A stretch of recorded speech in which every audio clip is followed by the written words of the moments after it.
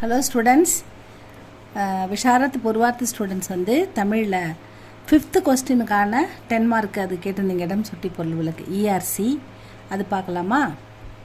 உள்ளம் கருவறை, ஊனுடம்பு ஆலயம், வாய் கோபுர வாசல், சிவன் சிவலிங்கம், ஐம்புலன்களும் ஒளி விளக்கு.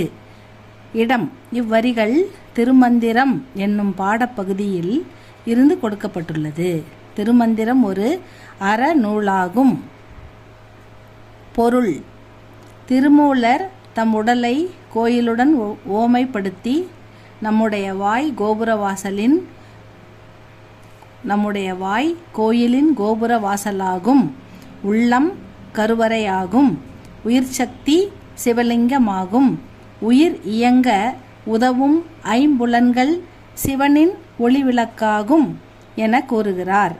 இத்தகைய மகத்துவம் வாய்ந்த நமது உடலை நாம் பேணி காக்க வேண்டும் என்று திருமூலர் கூறுகின்றார். இது ஒரு இம்பார்ட்டன்ட் போட்டாச்சு ஸ்டூடெண்ட்ஸ். அடுத்தது பார்க்கலாம். சீற்றம் விளையாத நிலத்து உனக்கு எங்கனம் சினம் எழுந்தது. இடம் இவ்வரிகள் தம்பியர் என்னும் பாடப்பகுதியில் இருந்து கொடுக்கப்பட்டுள்ளது.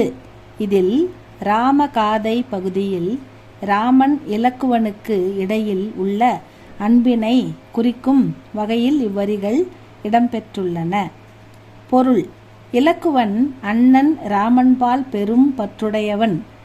ராமனுக்கு துன்பம் நேரும் பொழுதெல்லாம் சினங்கொண்டு சீறி எழுவான்.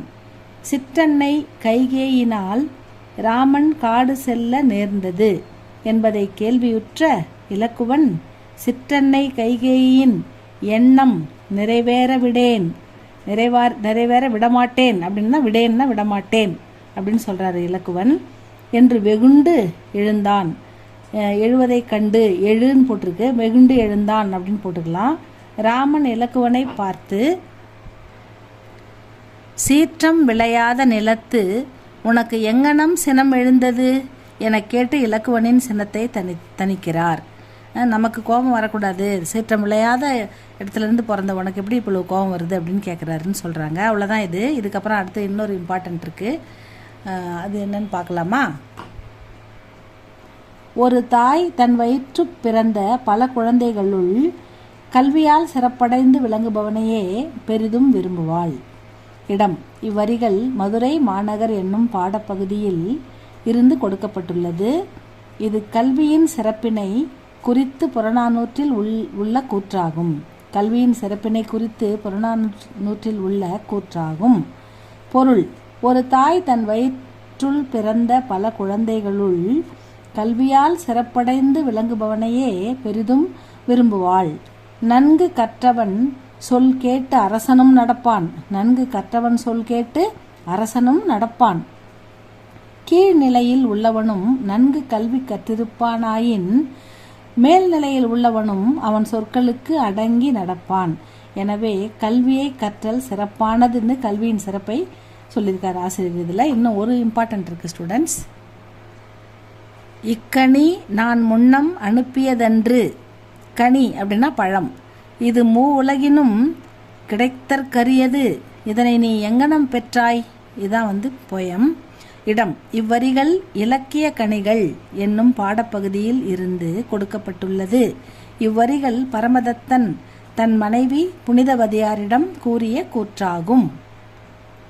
பொருள்: ஒரு நாள் பரமதத்தன் 2 மாங்கனிகளை இல்லத்திற்கு கொடுத்து அனுப்பினார். அதில் ஒரு மாங்கனியை பரமதத்தன் மனைவி சிவனடியாருக்கு கொடுத்து விடுகிறாள். அன்று நண்பகல்னா மத்தியானம் பரமதத்தன் இல்லத்தில் உணவு உண்ணும் பொழுது மனைவி எஞ்சிய ஒரு மாங்கனியை பரமதத்தனுக்கு கொடுத்தாள். ஒன்று சிவனடியாருக்கு கொடுத்துட்றாங்க. அதனால் இன்னொன்று இருக்குல்ல, எஞ்சிய ஒன்றுன்னா அந்த மீதம் இருக்கிற ஒன்றை ஒரு மாங்கனியை பரமதத்தனுக்கு கொடுத்தாள். பரமதத்தன் மற்றொரு கனியையும் கேட்க மனைவி புனிதவதியார் சிவனை நினைக்க, ஐயோ அவருக்கு சிவனடியாருக்கு போட்டோமே, நம்ம எப்படி கொடுக்கறது இப்போ அப்படின்னு சொல்லி சிவனை நினச்சி அவங்க வருத்தப்படுவாங்க. அப்போ சிவன் அவங்களுக்கு ஒரு கனி கொடுக்கும். சிவனருளால் ஒரு மாங்கனி கிட்டவே அதனை பரமதத்தனுக்கு கொடுத்தாள். அதனை உண்ட பரமதத்தன் முன்னதை விட இந்த சுவை மிகுந்திருந்ததை உணர்ந்து தன் மனைவியிடம் இப்பழத்தை நீ எவ்வாறு பெற்றாய் என கேட்டான். இதான் அந்த பாடலுக்கு பொருள். இதை படிச்சுக்கோங்க ஸ்டூடெண்ட்ஸ். இதில் 2 கொஸ்டின் உங்களுக்கு வரும். வர 90% வாய்ப்பு இருக்குது. எக்ஸ்பெக்டட் கொஸ்டின் தான் படிச்சிருக்கு. அடுத்தது என்னன்னு சொல்லுங்கள் ஸ்டூடெண்ட்ஸ். ஹிந்தியில் அனுவாத் அபியாஸ் கேட்டிருந்தீங்க. அது இங்கிலீஷ் ஹிந்தி படிக்கணுமா இல்லை தமிழ் ஹிந்தி படிக்கணுமா அப்படின்னு போடுங்க.